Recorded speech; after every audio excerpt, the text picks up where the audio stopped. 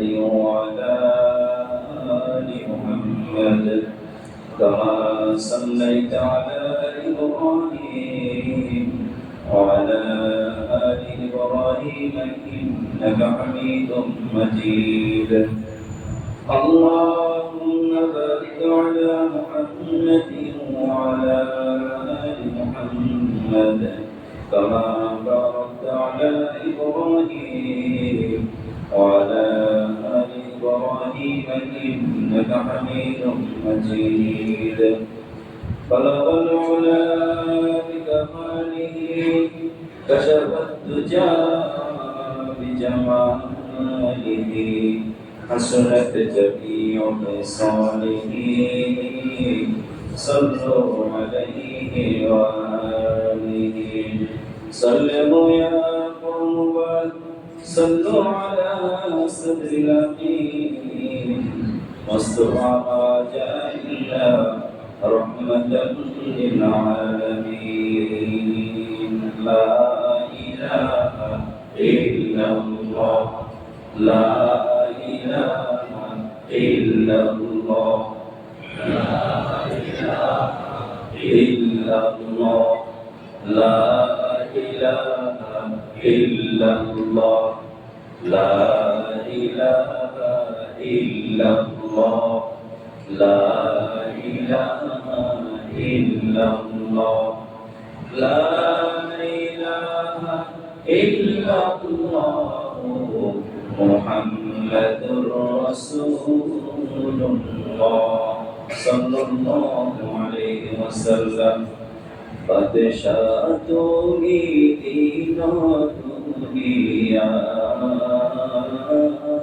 بپروردگار قد شاتوني دين دنيا بپروردگار سجدہ لوحے হাজার কারামাত হে পরওয়ারদিগার মুআজ্জাজ মুহতারাম সম্মানিত মুসলিয়ান কিরাম পূর্ব শেখিয়া আলহেরা জামে মসজিদে ঈদের জামাত সকাল 7:30টায় অনুষ্ঠিত হবে ইনশাআল্লাহ। আমরা যারা আজকের এই মহিমান্বিত এই মুবারক দিনে ঈদুল আজহার দিনে 2 রাকাত ঈদুল আজহার সালাত আদায়ের উদ্দেশ্যে আলহেরা জামে মসজিদে আসতে পেরেছি, যে আল্লাহ রাব্বুল আলামিন আমাদের সবাইকে তার হুকুম পালনে কবুল ও মঞ্জুর করেছেন। এজন্য সেই মহান আল্লাহ সুবহানাহু ওয়া তাআলার দেওয়া জবান দিয়ে তারই শেখানো ভাষায় কালিমাতুশ শুকর আদায় করে সবাই পড়ছি আলহামদুলিল্লাহ। ربنا لك الحمد حمدا كثيرا طيبا مباركا فيه يا ربي لك الحمد كما ينبغي لجلال وجهك وعظيم سلطانك। প্রশংসা করলাম কার? সর্ব অবস্থায় সকল প্রশংসার একমাত্র মালিককে। সিজদা দেব কাকে? কার উদ্দেশ্যে? আল্লাহ তাআলার উদ্দেশ্যে আজকে আমরা সকল আমলগুলো করব ইনশাআল্লাহ। কুরবানি এই শব্দটির অর্থ আমরা সবাই জানি। কুরবানি শব্দের মোটামুটি অর্থই হলো আত্মনিবেদন করা, আত্ম উৎসর্গ করা। আমি আমার কুরবানি উৎসর্গ করব, কুরবানিকে আমি নিবেদন করব কার উদ্দেশ্যে? আল্লাহর উদ্দেশ্যে। কুরবানির তাৎপর্য এটাই, আমার আপনার হৃদয়ে, আমার আপনার মনের ভিতরে একটা কথা জাগ্রত থাকতেই হবে যে একজন পিতা বৃদ্ধ বয়সে মহান আল্লাহ তাআলার কাছে চেয়ে নেওয়া, আল্লাহর কাছে প্রাকৃত বস্তু প্রিয় বস্তু, প্রিয় জিনিস, প্রিয় সন্তান নাম কি? হযরতে ইসমাঈল আলাইহিস সালাম। একজন পিতা এই বৃদ্ধ বয়সের আত্মত্যাগ, আত্ম-উৎসর্গ, সীমাহীন মায়ার জালকে তিনি ছিন্ন করে দিয়েছেন। কতটা মায়া সন্তানের প্রতি! আমরা যারা সন্তানের বাবা আছি, মা আছি, মা বাবাই শুধুমাত্র বলতে পারে যে সন্তানের প্রতি কি পরিমাণ ভালোবাসা মা বাবার হৃদয়ে রয়েছে। তার চাইতে লক্ষ কোটি গুণ মুমিনের প্রতি ভালোবাসা আছে কার? আল্লাহ।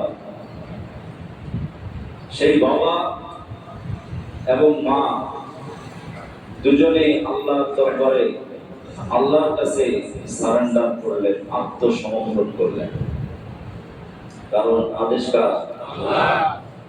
আদেশ যেভাবে পেয়েছেন ঠিক সেইভাবে তিনি তার কাজগুলো বাস্তবায়ন করেছেন। সেজন্য মুহতারাম হাজিরিন, সবার আগে আমাদের কুরবানি শুদ্ধ হওয়ার জন্য, আল্লাহর দরবারে মঞ্জুর হওয়ার জন্য সবার আগে আমাদের নিয়তকে শুদ্ধ করে নেব। আমাদের ভিতরে খুলুসিয়ত থাকতে হবে, আল্লাহর সন্তুষ্টি থাকতে হবে। হযরত ইসমাঈল আলাইহিস সালামের বয়স কি তখন 12 বছরের বেশি ছিল? ছোট্ট শিশু বাচ্চা। ফালাম্মা বালাগা মা'আহুস সা'য়া ক্বালা ইয়া বুনাইয়া ইন্নী আরা ফিল মানাম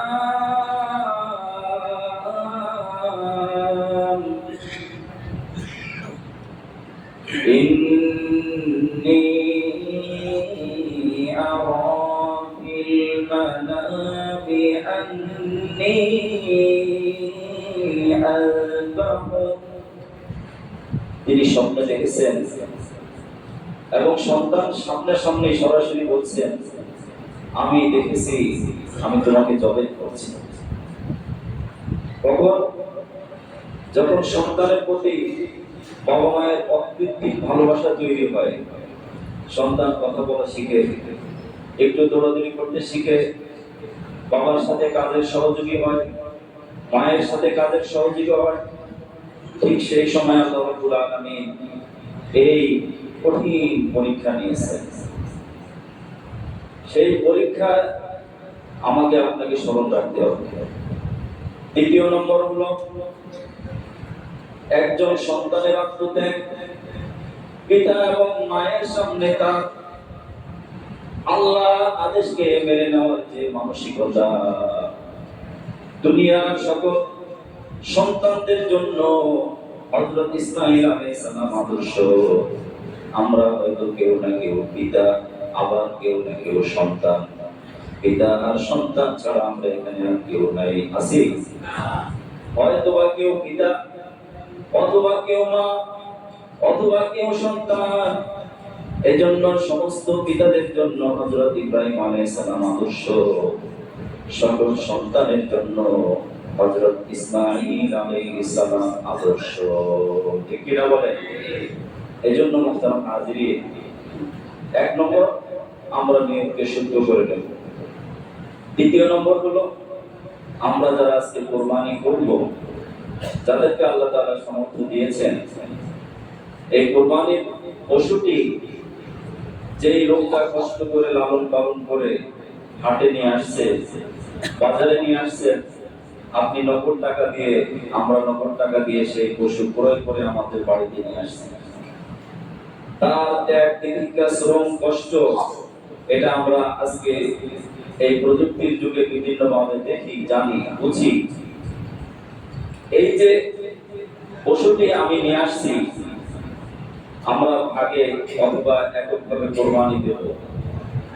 এই কোরবানির পশুকে আমি আপনি যে জবাই করব, এই জবাইয়ের সঠিক পদ্ধতি এক নম্বর জানতে হবে। কোরবানির পশু জবাই করার আগে আমরা যারা পশু যার বাসার সামনে রেখে আসছি, ভালো করে বেশি পরিমাণে পানি খাওয়াতে হয়, যাতে চামড়া অপসারণ করতে, চামড়া ছিঁড়তে সহজ হয়। পশুকে আমরা কোরবানির আগে বাম কাত করে শোয়াবো। কোন কাত? বাম কাতে শোয়াবো, অর্থাৎ পশুর বাম দিকে শোয়াবো। কিবলামুখী করে, দক্ষিণ দিকে মাথা থাকবে, উত্তর দিকে পা থাকবে, লেজ থাকবে উত্তর দিকে। এইভাবে কোরবানির পশুকে ভালো করে বেঁধে দক্ষ, যারা অভিজ্ঞ এমন ব্যক্তিদেরকে আমরা নিযুক্ত করব। অনেক সময় দেখা যায় যে ইতিপূর্বে তার কোনো অভিজ্ঞতা নেই, সে হয়তো অন্য কাজে ছিল, শুধুমাত্র আজকের দিনের জন্য সে এই কাজে নেমেছে। আমরা হয়তো টাকা পয়সার কথা চিন্তা করে ওই অদক্ষ লোককে আমার কাজে নিয়োগ দিলাম, দেখা যাবে সেই কোরবানির পশুর চামড়াও ঠিক মতো অপসারণ করতে পারবে না, গোস্ত ঠিক মতো বানাতে পারবে না। এরকম অদক্ষ লোক দিয়ে আমরা কাজ করবো না ইনশাআল্লাহ। কোরবানির পশুকে মাটিতে শোয়ানোর পরে সবার আগে পশুর উপরে আমরা যেই ছবি চালাবো, নাম নেব কার? কার নামে? আল্লাহর নামে। বিসমিল্লাহি আল্লাহু আকবার। এই কথাটা প্রত্যেকটা কোরবানি দাতার জবানে থাকতেই হবে, এবং যারা কোরবানি দিবেন প্রত্যেকের জবানে বিসমিল্লাহি আল্লাহু আকবার এই শব্দটি রাখতেই হবে, তা না হলে কোরবানি হবে না। যারা শরীক আছেন, আমরা অনেকে মনে করি আমাদের প্রত্যেকের নাম নিতে হবে।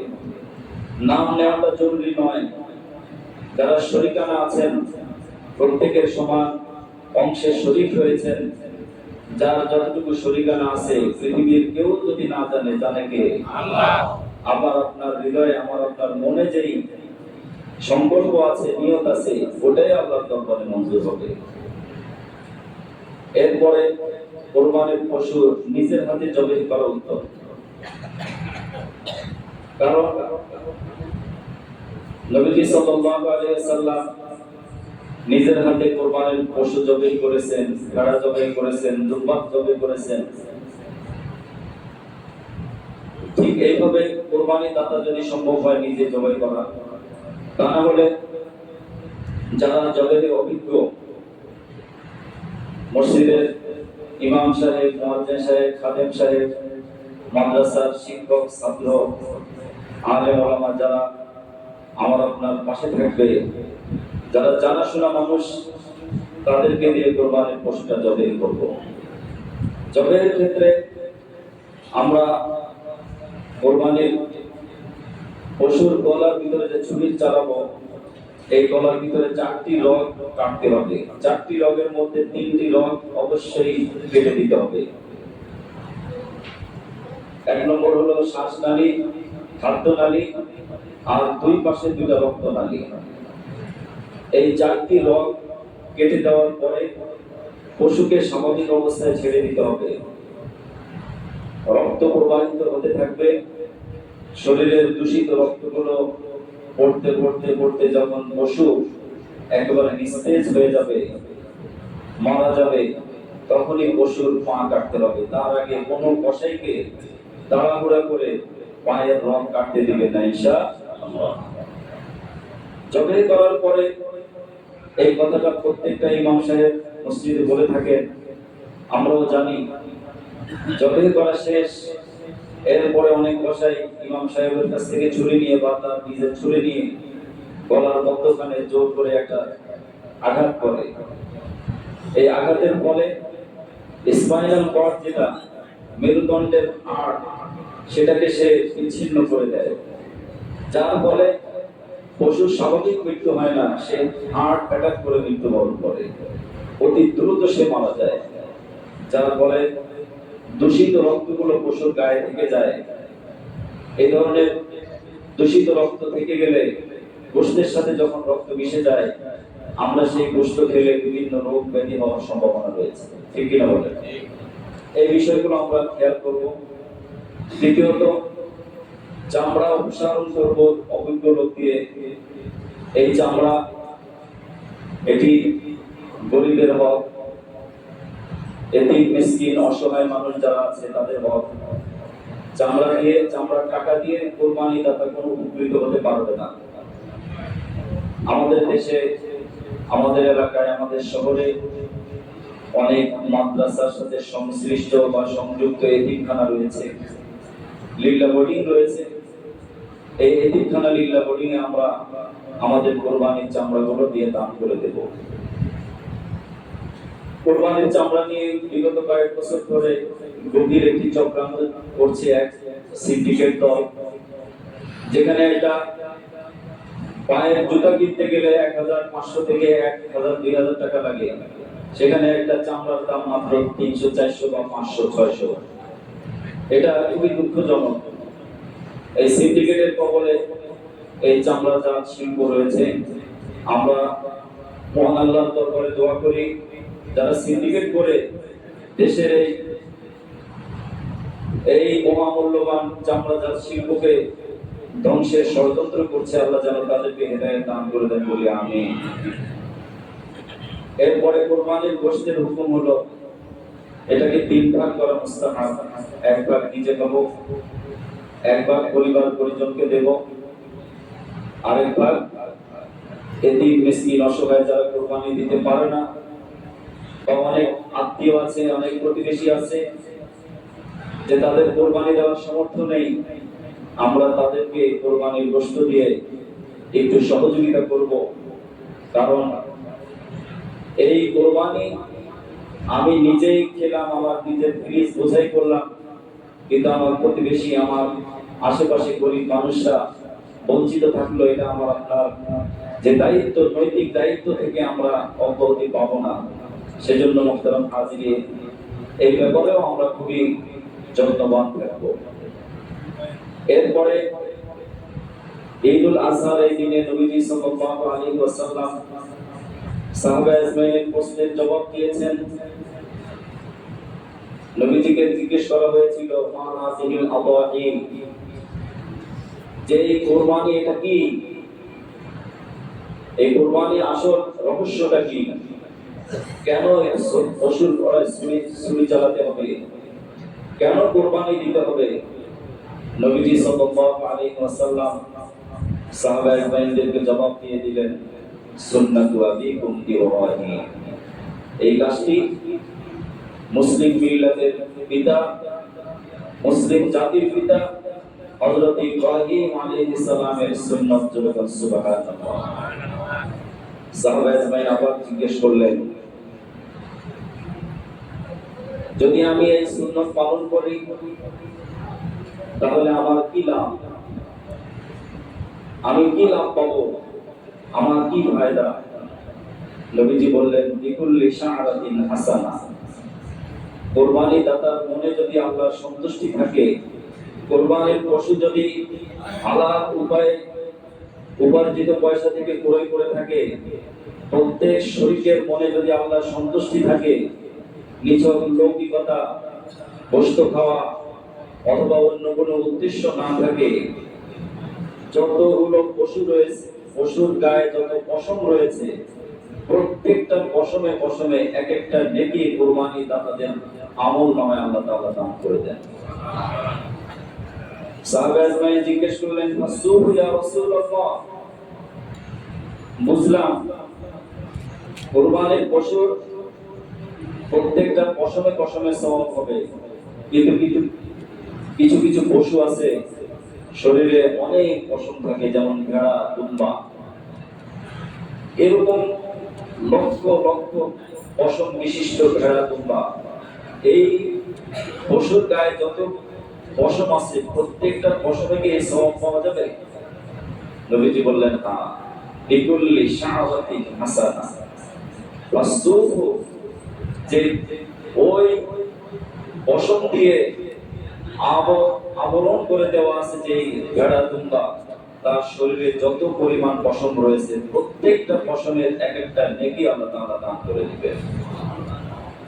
এজন্য মুহতারাম হাজিরিন, নবীজি সাল্লাল্লাহু আলাইহি সাল্লাম বলেন, মা আমিলা আদামিয়ুন মিন আমালিন ফি ইয়াউমিন নাহরি, আজকের এই কোরবানির দিনে, আজকের এই ঈদুল আজহার দিনে বনি আদমের জন্য আহাব্বা ইলাল্লাহি মিন ইহরাকিন নবী, বনি আদমের জন্য আল্লাহর কাছে সবচেয়ে প্রিয় আমল হলো কোরবানির পশু রক্ত প্রবাহিত করা। এবং এই পশুর গায়ে যত হাড্ডি মাংস গোশত রয়েছে, এগুলো কিয়ামতের দিনে এক বর্ণনা রয়েছে যে কোরবানি দাতা আমলনামায় এগুলো ওজন দেওয়া হবে। এবং নবীজি আরো বলেন, ওয়া ইন্নাহু লা ইয়াতি ইয়াওমাল কিয়ামাতি বিতুরুনিহা ওয়া আশআরিহা ওয়া আসলাতিহা, যে কুরবানি তুমি করছো, তোমার কুরবানির পশুর হাড্ডি মাংস পা গোশত যা কিছু আছে, এগুলোই কিয়ামতের দিন তোমার পক্ষে আল্লাহর কাছে সুপারিশ করবে। আল্লাহর কাছে সাক্ষ্য দিবে যে হে আল্লাহ, এই লোকটা একমাত্র আপনার সন্তুষ্টির জন্যই কোরবানি করেছে, তার আর কোনো উদ্দেশ্য ছিল না। অতএব ওই ব্যক্তির জন্য যখন সুপারিশ করবে আল্লাহ রাব্বুল আলামিন, এই কোরবানি গোশতের মাংস রক্ত হাড্ডি এর সুপারিশকে আল্লাহ তাআলা কোরবানি দাতার জন্য মঞ্জুর করে দিবেন। এবং নবীজি বলেন, ফাকিহু বিহা নাফসান, অতএব এই কোরবানির আমলটি অত্যন্ত সন্তুষ্ট চিত্তে, খুশি মনে, আনন্দের সাথে তোমরা এটা উদযাপন করো। এই উদযাপনের পিছনে আনন্দ যেটা আমরা করব, সেই আনন্দটাও 2 রাকাত ঈদুল আজহা পড়ার মাধ্যমে আনন্দ, ঠিক কিনা বলেন? যে আল্লাহ তাআলা আমাকে আপনাকে সামর্থ্যবান করেছেন কোরবানি দেওয়ার জন্য, আমাকে আপনাকে কবুল করেছেন। আমার চাইতে আরো দেখতে সুন্দর এরকম অনেক মানুষ আছে, আল্লাহ রাব্বুল আলামিন তাকে কুরবানি দেওয়ার জন্য কবুল করেননি। এজন্য সে আল্লাহর দরবারে শুকরিয়া আদায় করতে হবে, কৃতজ্ঞতা জানাতে হবে, সিজদা অবনত চিত্তে সুবহান রাব্বিয়াল আ'লা বলতে হবে যে আমার রব যিনি সুমহান, যিনি পুত পবিত্র, সুবহান রাব্বিয়াল আযীম, আমার রব যিনি মহান। এই রবের বড়ত্ব, মহত্ব এবং তার গুণগান প্রকাশের মাধ্যমেই ঈদুল আজহাকে উদযাপন করতে হবে। মুহতারাম হাজিরিন, আজকের দিনের আরেকটি গুরুত্বপূর্ণ আমল হলো যে বিশ্বব্যাপী মুসলমানদের জন্য আমরা সহমর্মিতা প্রকাশ করব। বিশেষ করে আমাদের পার্শ্ববর্তী যে দেশ, সেখানে বাংলাদেশে যে পরিমাণ মুসলমান আছে, তার চাইতে অন্তত 3-4 থেকে আরো বেশি মুসলমান ওই দেশে আছে, আছে না নাই? সে দেশের বর্তমান সরকার গরুর কোরবানি করাকে সে অবৈধ ঘোষণা করেছে। গরু কোরবানি করা যাবে না, যেরকম নাউজুবিল্লাহ। আজকে যে আমরা স্বাধীনভাবে গরুর হাটে যাচ্ছি, যেটা মন চায় সেটাই কিনছি, টাকা দিচ্ছি আর গরুর রশি নিয়ে বাড়িতে চলে আসছি। কিন্তু আমার আপনার মুসলমান ভাই বোনেরা ইন্ডিয়াতে, ফিলিস্তিনে, সুদানে, পৃথিবীর বিভিন্ন দেশে মুসলমানরা এই ঈদুল আজহার আনন্দ উদযাপন করতে পারছে না। তো তাদের জন্য আমাদের কি করণীয়? নবীজি সাল্লাল্লাহু আলাইহি সাল্লাম বলেছেন, ঈদের জামাতে বিশ্ব মুসলিমের ভ্রাতৃত্বের বন্ধনের কথা মনে করতে হবে। যে বিশ্বে যেখানে মুসলমান জুলুমের শিকার, যেখানে তারা নির্যাতিত, অবহেলিত, অধিকার বঞ্চিত, সকল মুসলমানদের পাশে দাঁড়ানো বিশ্বের এক প্রান্তে আরেক মুসলমানের নৈতিক দায়িত্ব, ঠিক কিনা বলে? এই জন্য মুহতারাম হাজিরিন, এই দায়িত্ব পালন করতে হলে আমাদেরকে ইউনিটি থাকতে হবে, আমাদের ভিতরে ঐক্য থাকতে হবে, ভাতৃত্ব থাকতে হবে, আমাদের ভিতরে সৌহার্দ্য সম্প্রীতি থাকতে হবে। আমরা যদি সম্প্রীতি ভুলে যাই, পরস্পর একে অপরের সাথে নানা প্রকারের এভাবে দ্বন্দ্বে, বিতর্কে, রাজনৈতিক, অরাজনৈতিক, সামাজিক নানা প্রকারের ফিতনা ফাসাদে যদি জড়িয়ে যাই, আমরা নিজেরাও পিছিয়ে যাব, আমাদের দেশটাও পিছিয়ে যাবে। দেশের উন্নয়নের সবচেয়ে বড় বাধা হলো আজকে আমাদের ভিতরে পরস্পর অনৈক্য, ঠিক কিনা বলে? পরস্পর দূরত্ব, এই দূরত্ব দূর করে আমাদের প্রত্যেককে বৃহত্তর স্বার্থে যে কুল্লু মুসলিমে ইখওয়া, পৃথিবীর যে প্রান্তে মুসলমান থাকুক না কেন সবাই ভাই ভাই, ঠিক কিনা বলে? সূরা হুজুরাতে আল্লাহ রাব্বুল আলামিন তারতুহিন কণ্ঠে বলেছেন, ইন্নামাল মুমিনুনা ইখওয়া, পৃথিবীর সকল মুমিনগণ ভাই ভাই সমতুল্য, ঈমানের সূত্রে একে অপরের ভাই।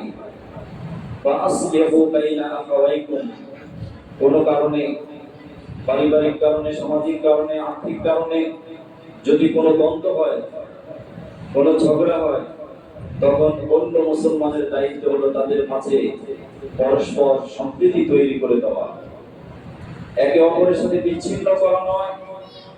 আমরা দুই শত্রুকে এইভাবে উস্কিয়ে দিয়ে থাকি, আমরা প্রত্যেককেই তাদেরকে আরো আস্ফালন দিই যে তোমার মতো মানুষকে কিভাবে সে আঘাত করলো, তুমিও আঘাত করো। অথচ আল্লাহ রাব্বুল আলামিন শিক্ষা দিয়েছেন যে না, যখন কোনো মুসলমান একে অপরের সাথে পরস্পর বিতর্কে জড়াবে, ঝগড়ায় অথবা দ্বন্দ্বে মারামারিতে জড়াবে, অপর মুসলমানগণ খুবই সুন্দরভাবে তাদের ভিতরে মীমাংসা করে দেবে।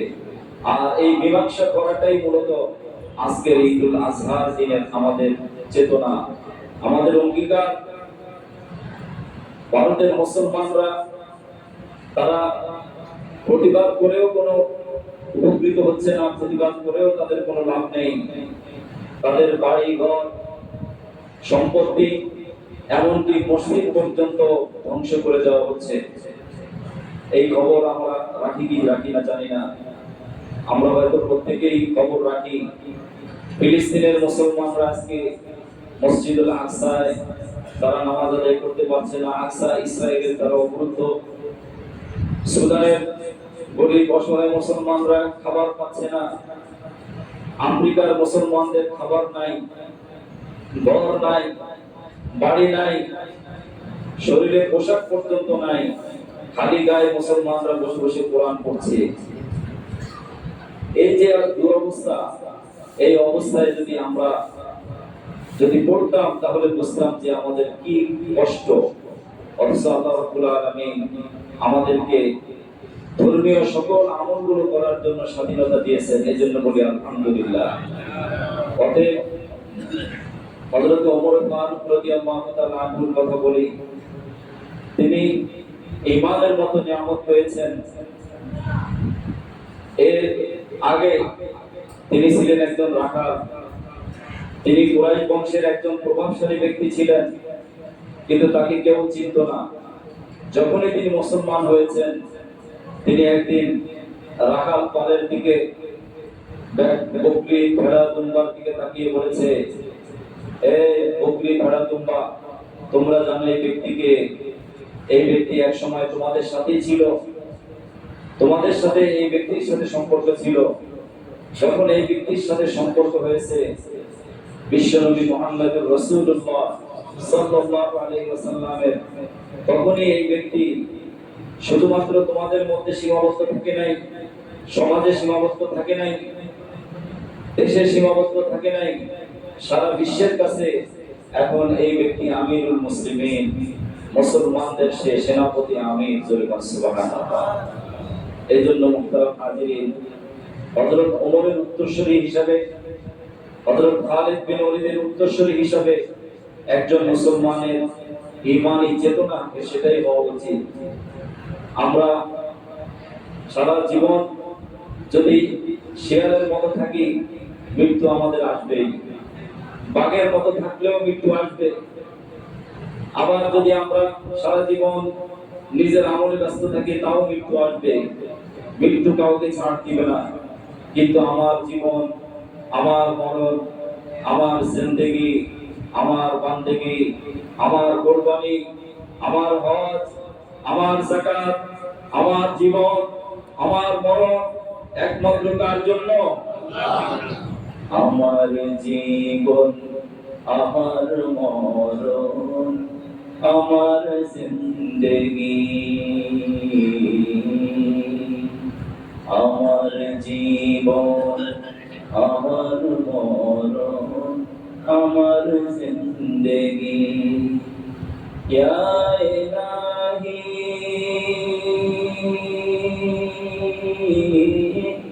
কবুল করো আমার বান্দেগি,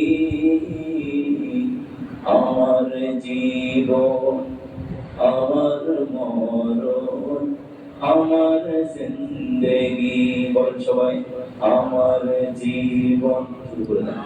আমার মরণ, আমার জিন্দেগি। ইয়া ইলাহি